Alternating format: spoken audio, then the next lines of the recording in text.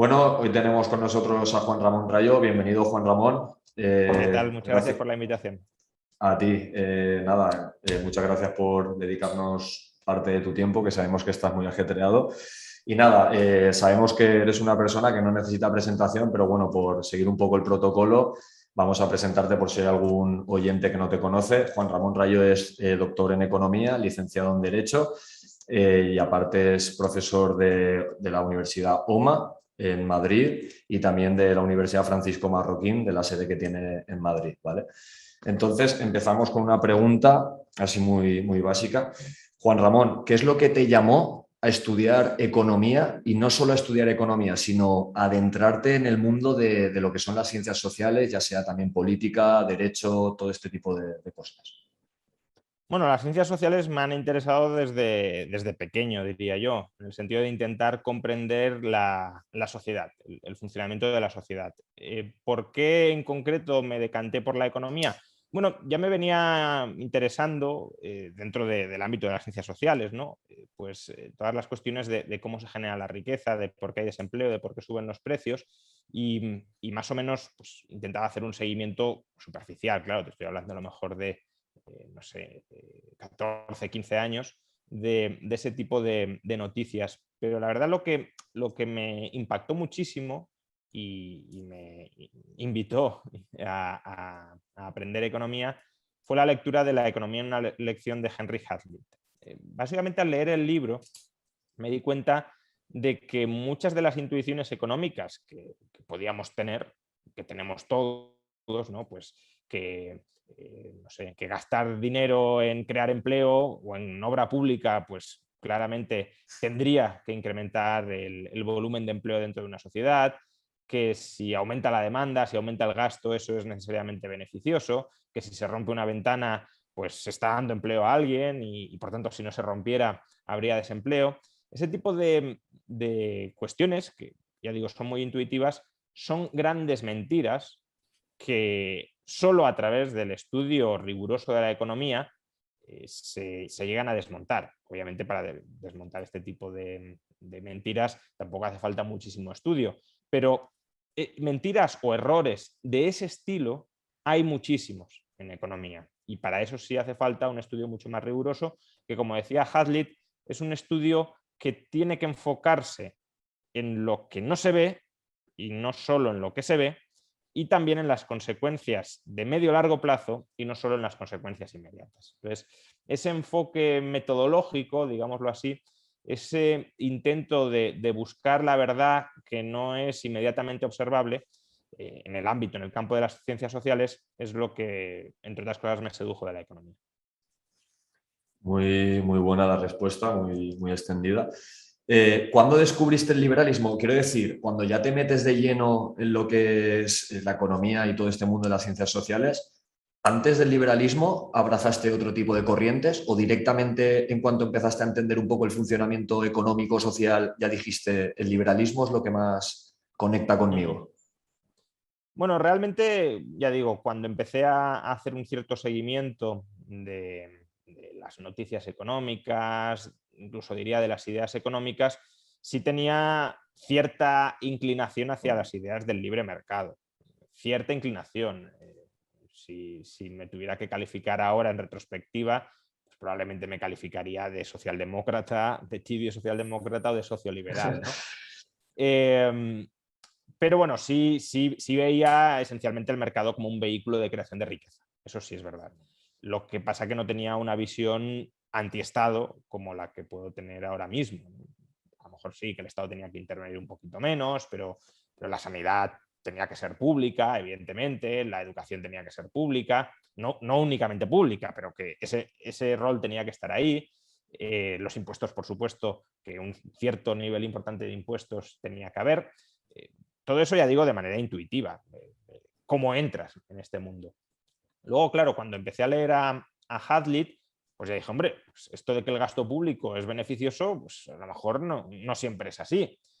Luego pasé a leer a Hayek, Camino de Servidumbre, y ahí también ves los riesgos, los peligros que existen de un Estado que se intenta arrogar competencias económicas en exceso, peligros que existen para las libertades individuales.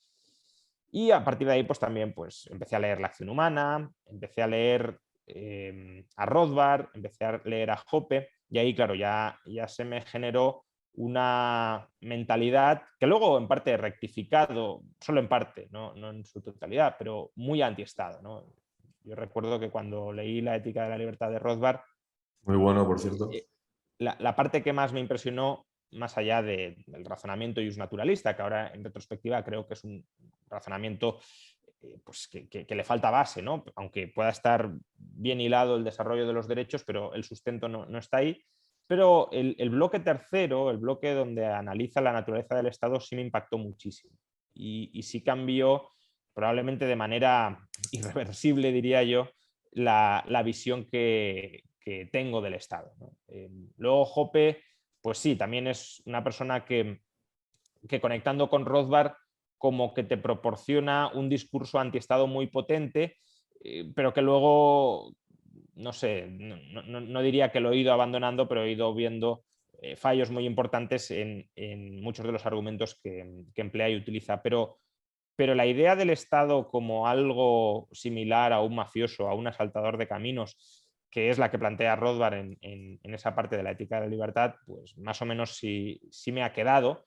Y sí me ha quedado no por prejuicio, sino porque además conforme estudias cómo surgieron los estados, es que surgieron Sí, así. sí, sí, sí, sí, Y sí. tratar de idealizar a posteriori la naturaleza del Estado, creo que no le hace ningún favor a las ideas de la libertad y a la práctica diaria del respeto de la libertad de las personas. Y bueno, pues a partir de ahí ya te vas metiendo en lecturas liberales.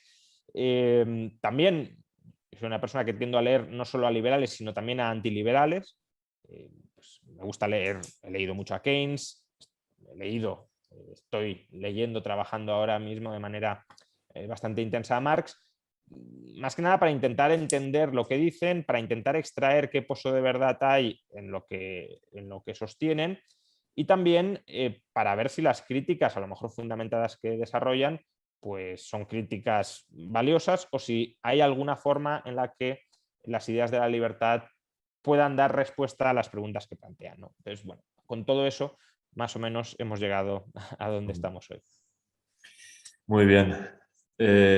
Seguimos. Vale, preguntas ya más concretas. ¿Piensas que la vía política o la vía parlamentaria, como Milei, por ejemplo, lo que está haciendo ahora, es una buena opción? ¿O piensas que el mayor peso debería estar en la batalla cultural mediante think tanks, asociaciones, etcétera? Porque ahí A ver, también hay un dilema en ese tipo de cuestiones. sí, está claro. A ver, de entrada, cada uno tiene que estar donde crea que puede ser más útil. Yo en política no sería nada útil porque para la política necesitas una serie de habilidades, diría yo, de las que carezco completamente y que tampoco quiero tener, ¿no? Pues ya es como manipular al Perversión, ¿no? personal, como cohesionar grupos intrigando internamente. Bueno, no es algo que a mí me guste y que tampoco, como digo, quiero desarrollar. Eh, pero desde la política se puede hacer batalla cultural. Yo creo que si alguien está en política, alguien liberal está en política y hace batalla cultural desde la política, pues puede hacer un buen servicio, si hace batalla cultural. Si no hace batalla cultural, si uno entra en la política, nos imaginémonos, alguien se infiltra en el PP, se infiltra en Vox o se infiltra en el PSOE, y dice, bueno, a ver si consigo tomar aquí el poder internamente y cuando esté arriba impongo el discurso liberal. Liberal. Eso, primero, creo que es no entender en absoluto cómo funcionan los partidos políticos. Nadie va a llegar arriba y va a imponer un discurso que sea frontalmente incompatible con el de los cuadros de mando de los partidos y que además pueda hacer que ese partido pierda votos y por tanto esos cuadros de mando pierdan posiciones de poder. Y para no perder votos con un discurso liberal, previamente has de haber dado la batalla cultural. Si no das la batalla cultural, sí, a lo mejor llegas al poder. Que también esto es algo curioso, ¿no? Es decir, que una persona liberal esté 20 años, pongamos, dentro de un partido, tragando basura, agazapado, no revelando cuál es su auténtica opinión sobre nada, para una vez llegar arriba, decir, no, destaparse como un liberal absoluto e imponer ese programa, pues creo que sería una estrategia que incluso corrompería a cualquier persona mínimamente honesta y honrada, ¿no? No puedes estar 20 años traicionando tus propios ideales, aparentando algo que no eres. Entonces, bueno, tampoco creo que sea muy viable, pero aunque lo fuera, si no has ganado la batalla cultural, si no tienes una cierta hegemonía cultural dentro del electorado, pues, vale, sí llegarás al frente de algún gran partido y perderás las elecciones. O aunque las ganes, las reformas que intentes implementar no serán duraderas y por tanto tampoco servirá de mucho. Muy bien. ¿Qué papel o importancia tienen a día de hoy la sociedad civil, o sea, al margen de los partidos políticos, que eso sería la vía parlamentaria, la sociedad civil como think tanks, asociaciones, para cambiar el ámbito de la política? O sea, es más o menos lo que hemos hablado en la anterior pregunta, pero ¿piensas que se deberían reforzar ese tipo de asociaciones o que la mayor parte para cambiar la política o el ámbito de la política es mediante las urnas? No, yo creo que es fundamentalmente a través de la sociedad civil. En general creo que a la sociedad civil le tendemos a dar mucho menos papel del que debería tener, en parte porque somos rehenes del statu quo estatalizado, ¿no? Siempre que hay algún problema, incluso los liberales, tendemos a pensar cómo solucionarlo desde el Estado, en lugar de plantearnos cómo solucionarlo desde la sociedad civil. Por ejemplo, un liberal que esté preocupado por la desigualdad, que puede haberlo, muchas veces pensará en qué políticas públicas hay que aplicar respetuosas con la libertad. A lo mejor bajar impuestos, pero ¿qué políticas públicas habrá que aplicar para solucionar ese problema? Que no digo que esté mal, porque las políticas públicas, sobre todo si consisten en eliminar trabas, por ejemplo, para facilitar el progreso personal, pues son muy bienvenidas, pero seguramente lo que pensará o lo que pensaremos muchos de entrada es qué políticas públicas, en lugar de plantearte cómo desde la sociedad civil puedes contribuir a reducir la desigualdad. Que por supuesto se puede. Históricamente se hacía así desde la sociedad civil. Pues con la batalla cultural, 3/4 de lo mismo. Cuando yo explico que intento dar esa batalla cultural desde el ámbito externo, fuera de la política, pues muchos dicen, no, pero es que al final te tienes que Meter en política. arremangar y tienes que entrar en política si quieres cambiar algo. Primero, esa es una visión muy personalista del poder. Yo a lo mejor quiero cambiar las cosas, pero no las quiero cambiar personalmente yo, no quiero ser el brazo ejecutor. Si yo consigo convencer a mucha gente de que las ideas de la libertad son preferibles, pues ya llegará alguien al poder que estará influido por esas ideas de la libertad, por esos votos liberales, digámoslo así, y podrá ser el que ejecute ese cambio, pues ponerlo negro sobre blanco en el BOE, digámoslo así. Se podría decir que es lo que se dice, ¿no? Resumido, que en vez de intentar cambiar el sistema, que preocúpate por ayudar a tu vecino, ¿no? Que se empieza poco a poco, ¿no? Eso es lo que decía sobre la sociedad civil, efectivamente, que en lugar de intentar cambiar el mundo, cambia tu microcosmos, ¿no? Tu entorno, ¿no? En primer lugar. Pero lo que decía es, incluso aunque queramos cambiarlo desde la política, uno no tiene por qué ser el que entre en política para cambiarlo, puede influir en el conjunto de creencias colectivas que son las que determinan quién gana o quién pierde las elecciones. Y de nuevo, tampoco hace falta necesariamente que quien gane las elecciones sea un partido libertario. Esto ya lo he explicado en muchas ocasiones, pero conviene insistir en ello. Lo que importa es que todos los partidos, o prácticamente todos los partidos del arco parlamentario, se sientan constreñidos por una demanda, unas exigencias liberales a la hora de tomar políticas públicas. Yo creo que el mayor triunfo del liberalismo sería pues, cuando Izquierda Unida, cuando Podemos, critique la nacionalización de una empresa y esté a favor de privatizar empresas. Que esto nos puede sonar marciano, pero si se desplaza la famosa ventana de Overton lo suficiente hacia el liberalismo, pues incluso los partidos más a la izquierda o más antiliberales pueden llegar a ser más liberales que los partidos actualmente liberales.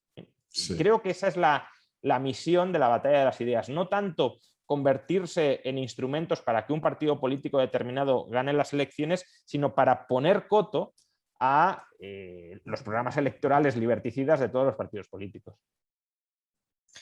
Muy bien.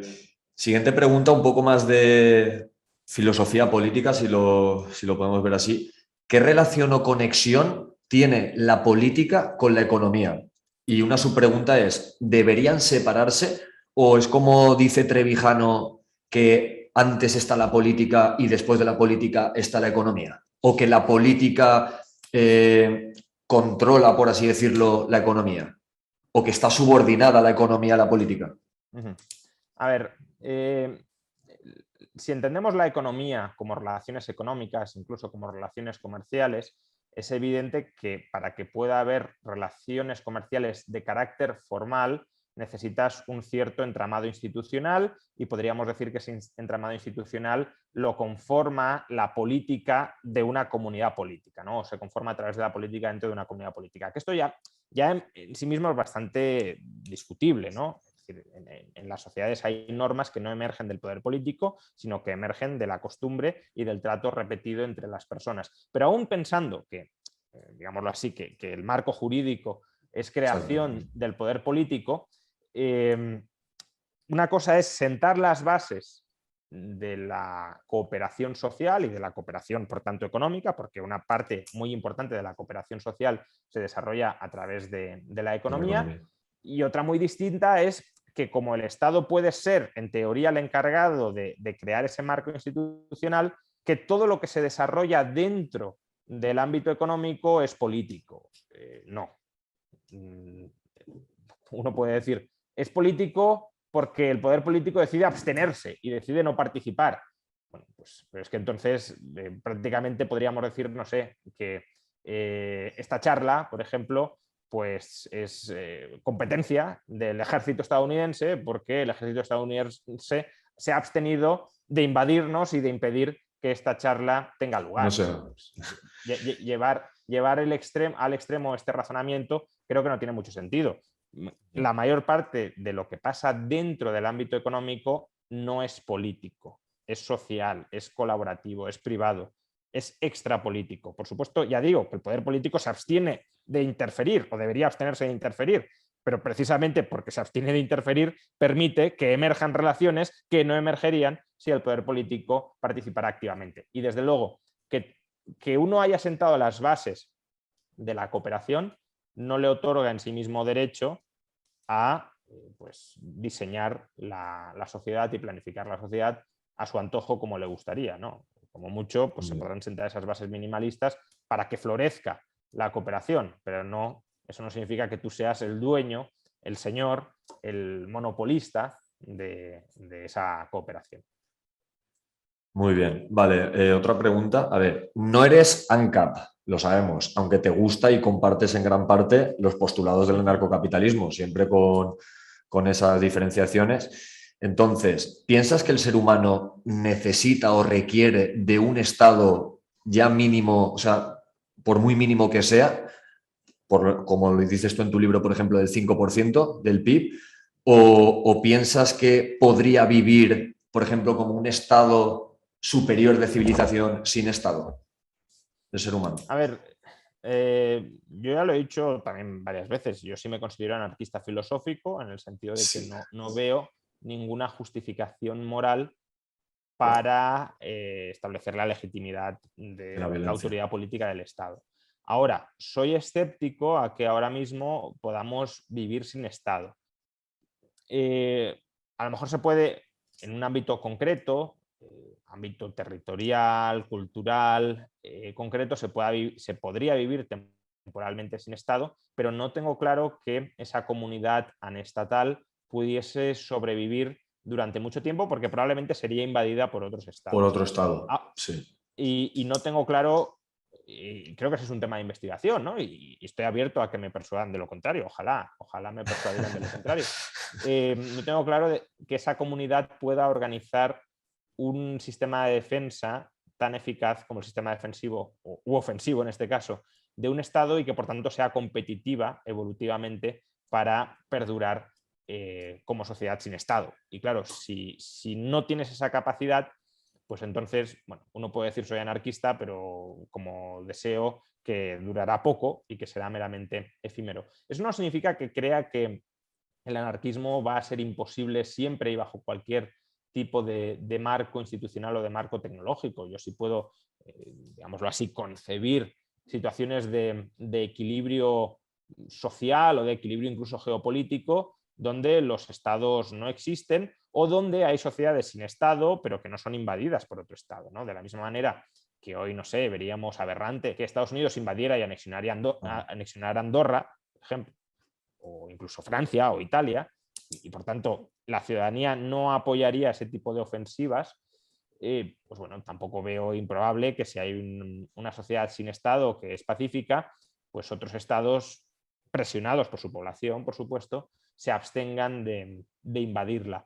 Y si se llegara a construir ese tipo de equilibrio, pues a lo mejor el anarquismo sería perdurable. Pero creo que antes de decir, un anarquista no solo filosófico, sino práctico, en principio está a favor de la abolición inmediata o a corto plazo del Estado. Y yo eso es lo que veo como una propuesta bastante poco realista. Actualmente tú te Sí, cargas a a corto algún Estado plazo en sí. alguna parte del mundo y ya digo, no creo que funcionaría demasiado bien ni que fuera una sociedad demasiado viable a medio o largo plazo.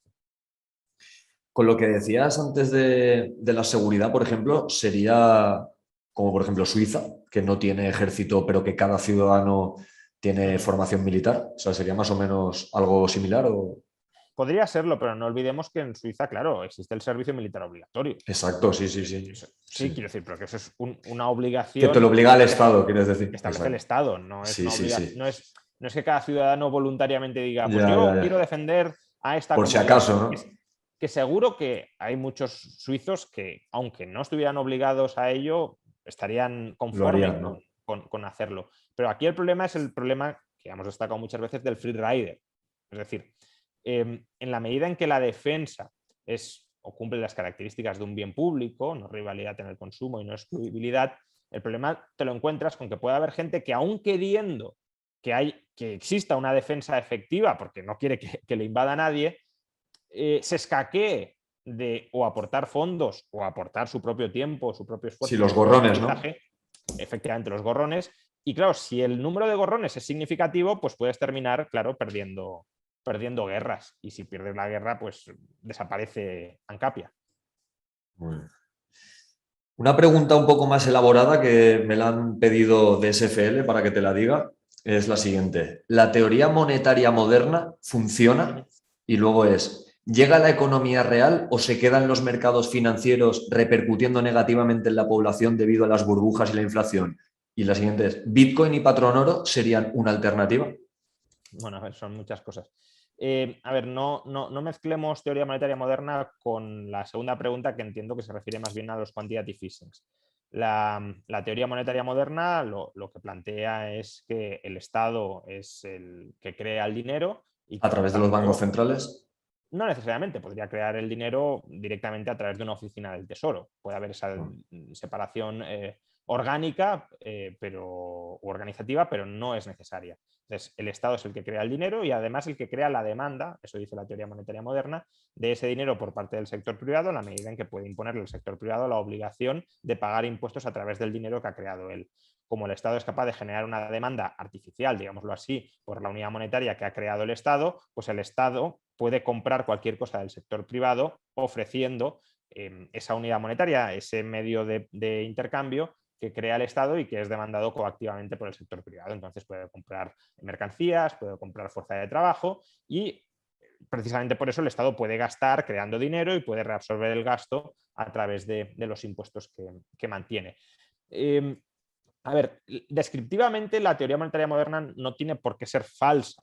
Es verdad que parte de la demanda de la moneda fiat que tenemos hoy se debe a que debemos pagar impuestos con esa moneda. Es verdad que podría existir un Estado que gastara imprimiendo dinero y que retirara ese dinero de circulación, controlando la inflación a través de los impuestos. El propio Milton Friedman, por ejemplo, en algún momento llegó a sugerir que ese sistema se podría implantar, pero muchas de las implicaciones que la teoría monetaria moderna quiere extraer de ese sistema, que podría llegar a funcionar así, son del todo incorrectas. Es decir, la idea de que no puede haber inflación, por ejemplo, porque el Estado controla la demanda de dinero es profundamente equivocado.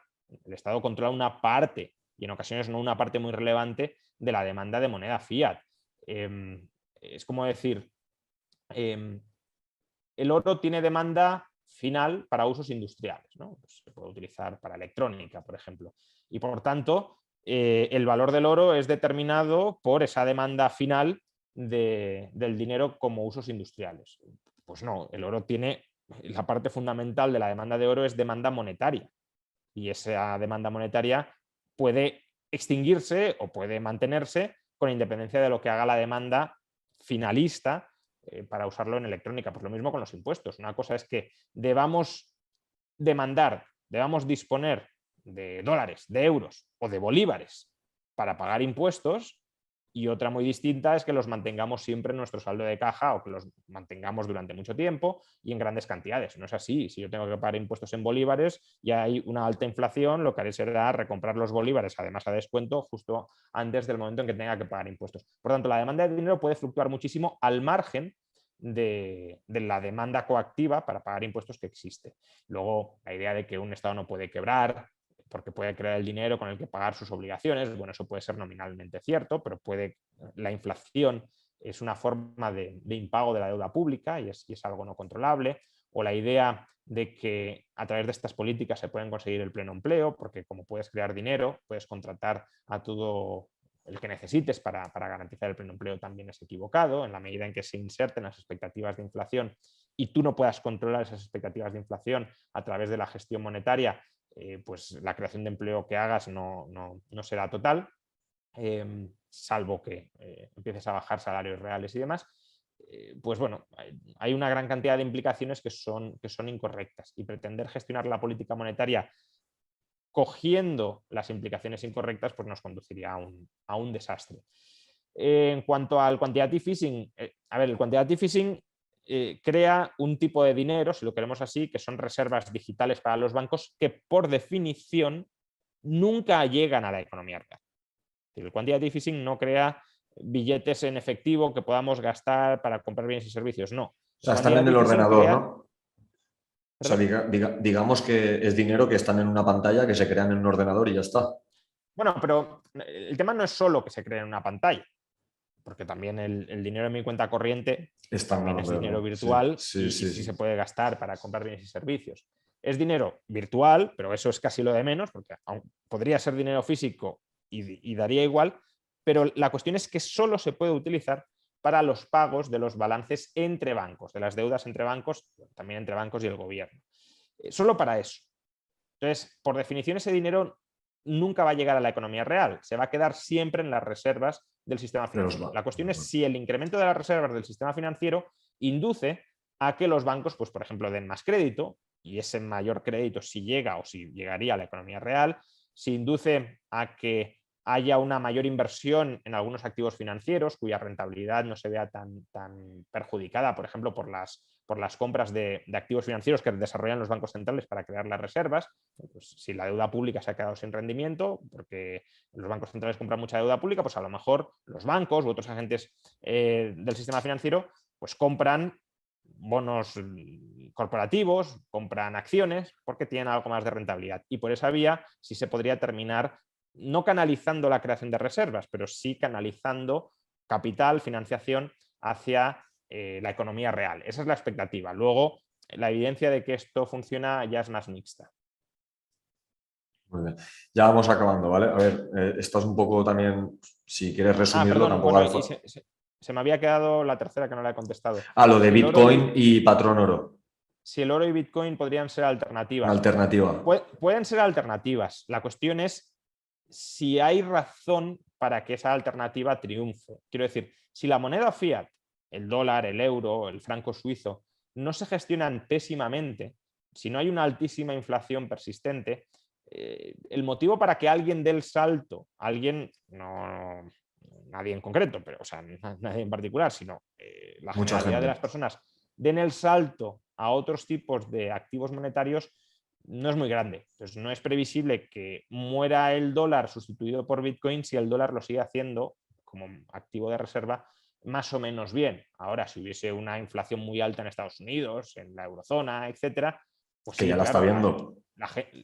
sí la está viendo, pero hay que ver cuán perdurable es, ¿no? Y eso es lo que no es tan claro, si penetran o no penetran las expectativas de inflación, y sobre todo cómo reaccionan los bancos centrales en caso de que ese peligro se consolide.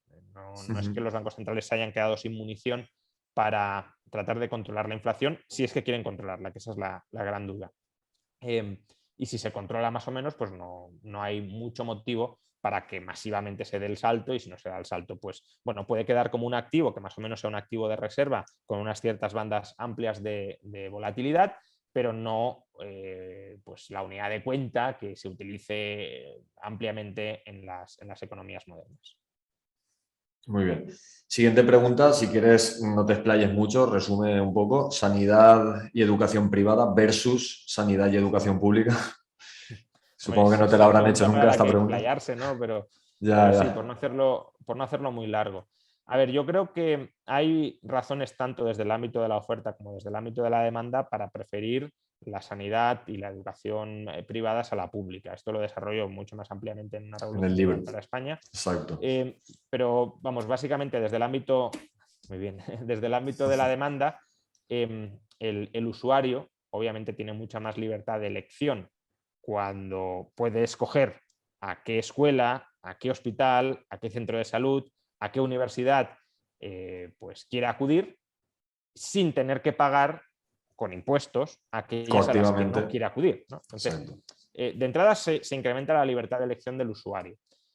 Para bien o para mal, pero se incrementa la libertad de elección, y eso es incuestionable. Con la educación o la sanidad pública, el Estado nos obliga a pagar a un proveedor específico, que es el mismo, y por tanto, si quieres ir a otro proveedor, tienes que pagar otra vez.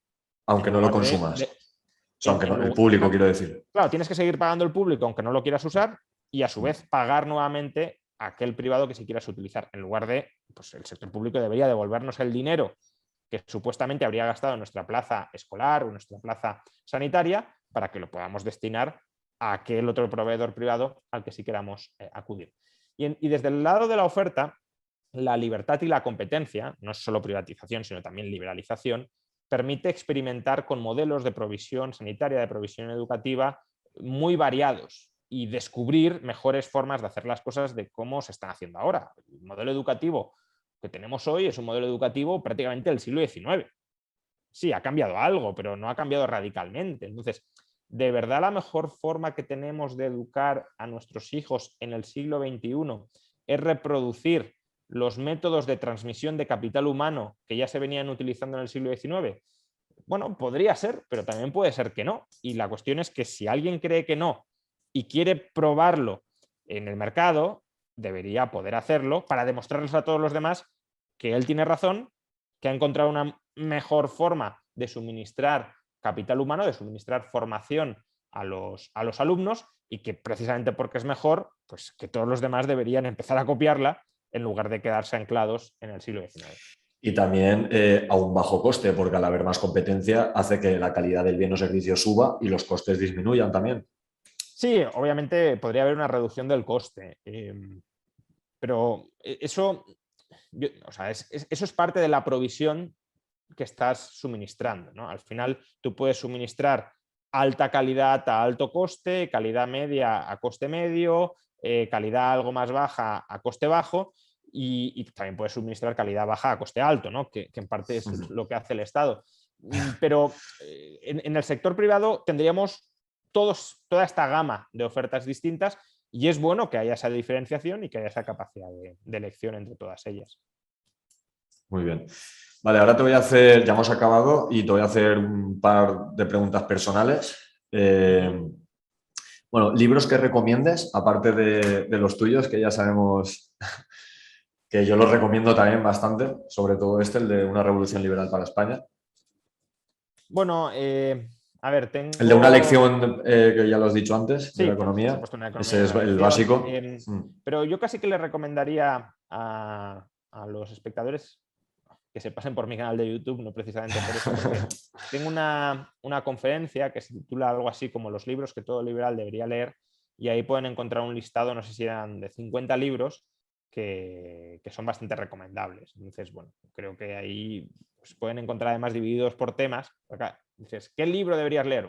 ¿Sobre qué tema? ¿No? Porque, claro, libros de... Claro, hay de muchos Si temas. recomiendas Sí. algo de economía, pues o recomiendas Introducción a la economía, o ya te vas a libros sobre Como temas Hayek, concretos. Mises, claro. O sea. Claro, pero bueno, sí, la acción humana, Man Economy and State, Capitalism de Reisman, pero claro, si ya quieres algo más concreto, que normalmente se quiere, pues bueno, pues no sé, teoría económica del socialismo, crítica económica del socialismo, pues ver qué libros específicos pues, hay en ese campo. No sé, por ejemplo, un autor que a mí me encanta en ese caso es Janos Kornai, ¿no? Que no es exactamente austríaco, No lo pero conozco. sí tiene mucha conexión, o puede tenerla con la escuela austríaca. Vale, una pregunta a ver si te tocó la fibra. ¿Tienes sentimiento patriótico o nacionalista por Valencia? Así como Ancho Eh, Bastos, por ejemplo, es muy galleguista, ¿tú se podría decir que eres un poco también valencianista en ese aspecto? Yo a Valencia, a la ciudad de Valencia, le tengo un cariño enorme porque estudié allí y además viví algunos de los mejores años de mi vida. Entonces, le tengo mucho aprecio personal a Valencia.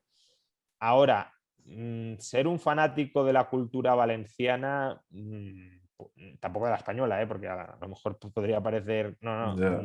no especialmente. Me gusta el valenciano, lo hablo, es mi lengua familiar. Materna.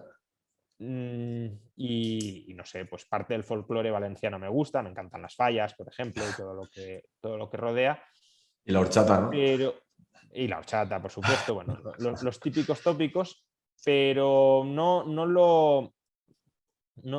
creo, no soy un apologista de ese tipo de costumbres. Creo que son, bueno, pues las costumbres en las que me he criado, con las que estoy a gusto, claro, me gustan, pero entiendo perfectamente que a otros no les tienen por qué interesar en absoluto Ya, sí, sí, por y que supuesto. considerarán que otras costumbres en las que se han criado ellos pues se sienten más a gusto. Pues bien, en gran parte Alberto Badella decía que el nacionalismo es un accidente sexual, pues te ha tocado nacer aquí y has nacido aquí, y es cierto, ¿no? Pues, forman parte, claro, de mi identidad, pero no tienen por qué formar parte de la identidad de otro No, y no. no tengo por qué querer exportarlas en absoluto porque se darían de bruces contra las identidades de otros.